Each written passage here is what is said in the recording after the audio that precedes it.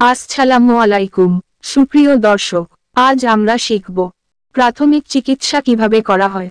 চলুন দেখে নিই রক্তক্ষরণ হলে প্রাথমিক চিকিৎসা কিভাবে করব। রান্নাঘরে বা অন্য কোনো কাজ করতে গেলে ধারালো কিছুতে হঠাৎ হাত পা কেটে যেতে পারে। কেটে যাওয়ার পর মূল করণীয় হলো রক্তপাত বন্ধ করা এবং সংক্রমণ যাতে না হয় সেদিকে লক্ষ্য রাখা জরুরি। নিজের হাত আগে হেক্সিসল লাগিয়ে নিন।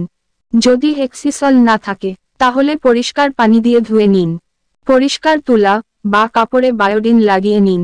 কাটা জায়গায় বায়োডিন লাগিয়ে পরিষ্কার করে নিন। যদি বায়োডিন না থাকে একটা পরিষ্কার কাপড় বা গজ দিয়ে কাটা স্থানটি চেপে ধরে রাখুন। টানা 20 মিনিট থেকে 30 মিনিট চেপে ধরলে রক্ত জমাট বেঁধে রক্তপাত বন্ধ হয়ে যাবে। রক্তপাত বন্ধ হয়ে গেলে কাটা জায়গাটা বায়োডিন দিয়ে ধুয়ে নিন। বায়োডিন না থাকলে পরিষ্কার পানি দিয়ে কাটা জায়গাটা ধুয়ে নিন। মনে রাখবেন, সাবান বা আয়োডিন জাতীয় অ্যান্টিসেপটিক অনেক সময় জ্বালা করে, তাই সাধারণ পানি ব্যবহার করুন। কাটা জায়গাটা ধোয়া হয়ে গেলে পাতলা স্তরে অ্যান্টিবায়োটিক মলম দিন ও ঢেকে দিন।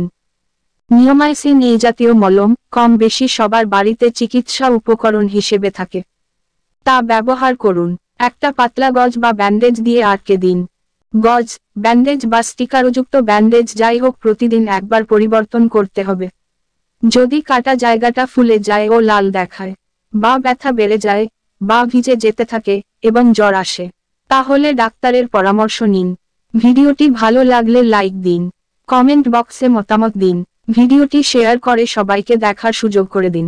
প্রাথমিক চিকিৎসা সম্পর্কে আরও ভিডিও পেতে বিবর্তন টিভি চ্যানেলটি সাবস্ক্রাইব করে পাশের বেল বাটনটি অন করে অল করে দিন। ধন্যবাদ বিবর্তন টিভির সাথে থাকার জন্য।